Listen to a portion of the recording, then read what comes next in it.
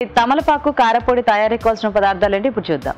తమలపాకు కారపొడి తయారు చేయడానికి కావాల్సిన పదార్థాలు: తమలపాకులు 4, ఎండు కొబ్బరి పావు కప్పు, వెల్లుల్లి రెబ్బలు 4, ధనియాలు 1 టీ స్పూన్, శనగపప్పు 2 టేబుల్ స్పూన్లు, మినపప్పు 1 టేబుల్ స్పూన్, జీలకర్ర 1 టీ స్పూన్, చింతపండు కొద్దిగా, నువ్వులు 2 టేబుల్ స్పూన్లు, ఉప్పు తగినంత, ఎండుమిరపకాయలు 4, నూనె 2 టేబుల్ స్పూన్లు. కావాల్సిన పదార్థాలన్నీ చూసారు కదండి, స్టార్ట్ చేద్దామా రాజు గారు? ఓకేనండి. సో ముందుగా ఏంటంటే తమలపాకుల్ని ఇలా చిన్న చిన్న ముక్కలుగా కట్ చేసుకోవాలి. అంటే తోడమేలు తీసేసేయాలండి. ఇది డ్రై రోస్ట్ చేసుకుంటామండి. సో తమలపాకులు మరీ ఎక్కువ కూడా వేసుకోవద్దు. సో కొంచెం ఇది స్ట్రాంగ్ ఫ్లేవర్ ఉంటుంది.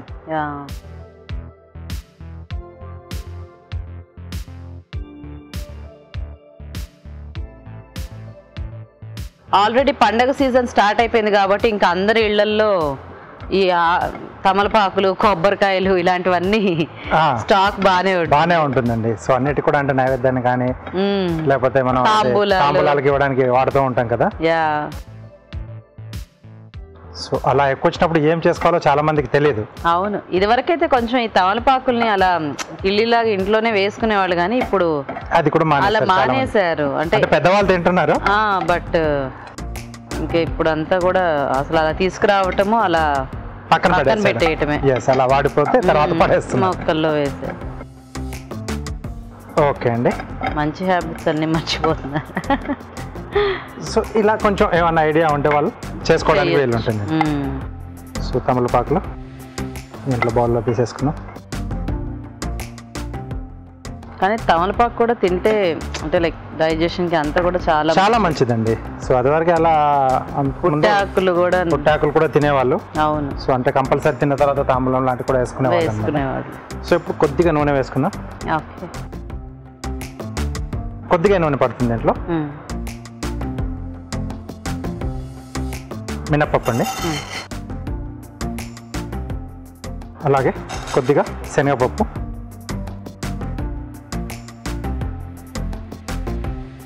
కొంచెం మనకు దూరగా వేగాలండి. సో ఇది మనకు బేస్లా వస్తుంది. సో చాలా రకాల పచ్చళ్ళకు కానీ పొడులకు కానీ ఇదే ఎక్కువగా మనం వాడుతూ ఉంటాం, మినపప్పు అలాగే శనగపప్పు. సో అన్నిటి కూడా బాగా కుదురుతుంది ఇది. కమ్మగా ఉంటాయి కదా కొంచెం. సో మంచి టేస్ట్ కూడా యాడ్ చేస్తాయి. సో కొంచెం క్వాంటిటీ కూడా పెరగడానికి మనకు బాగా హెల్ప్ చేస్తుంది. ఓకే, సో నెక్స్ట్ దీంట్లో ఎండు కొబ్బరి ముక్కలు, కొద్దిగా ధనియాలు. పచ్చి కొబ్బరి ఉంటే కూడా వేసుకోవచ్చా రాజు గారు? ఎక్కువ నిలువ ఉండదండి మనకు పచ్చి కొబ్బరి వేసుకుంటే. మర్చిపోయి పొడి కదా. సో కొద్దిగా జీలకర్ర, నేను పచ్చడి కాన్సెప్ట్ లో. అలాగే నువ్వులు. ఓకే, కావాల్స్తే కొంచెం పల్లీలు కూడా వేసుకోవచ్చు, ఎందుకంటే ఇది కొంచెం స్ట్రాంగ్ ఎక్కువగా ఉంటుంది కదా. అవును. అలాగే కారానికి సరిపడా ఎండుమిరపకాయలండి. ఓకే. సో దీంతో పాటు కావాలనుకుంటే కొద్దిగా మిరియాలు కూడా యాడ్ చేసుకోవచ్చు. ఓకే. స్టవ్ ఆఫ్ చేసేసుకొని ఇది కొంచెం చల్లారితే మనం మిక్సీలో వేసేసుకోవచ్చు. కాస్త చల్లారనిచ్చేద్దాం. ఓకే రాజు గారు. ఓకే అండి, చల్లారింది.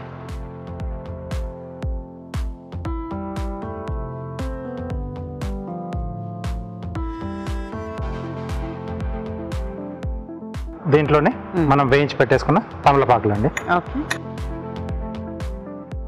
అలాగే వెల్లుల్లి రెబ్బలు,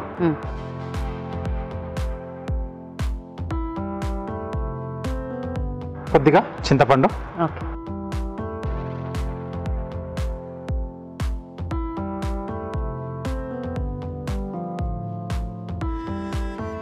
సరిపడా ఉప్పు అండి. సో ఇప్పుడు మనం దీన్ని మిక్సీ పట్టేసుకుందామండి.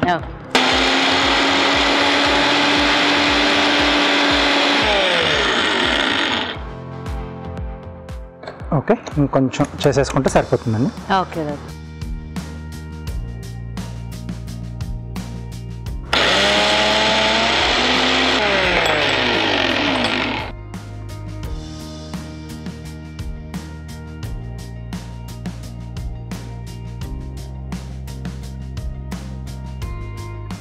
ఓకే, సో రెడీ అయిపోయింది.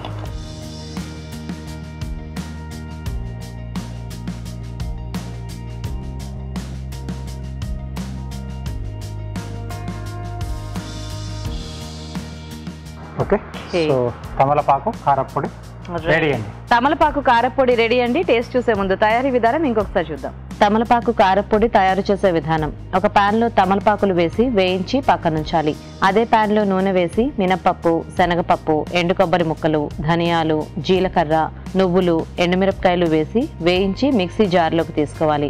దీనిలో వేయించిన తమలపాకులు, వెల్లుల్లి రెబ్బలు, చింతపండు, ఉప్పు వేసి మిక్సీ పట్టి పొడి సిద్ధం చేసుకోవాలి. అంతే, తమలపాకు కారపొడి రెడీ.